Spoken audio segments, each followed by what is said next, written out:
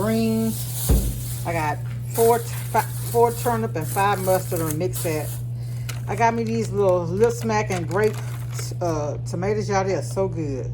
They were 99 cents. They usually almost $3. I got me lettuce, bell pepper, and I feel it too well today. So I ain't gonna be on long. I got me some cucumbers. They were $3 for $1 today.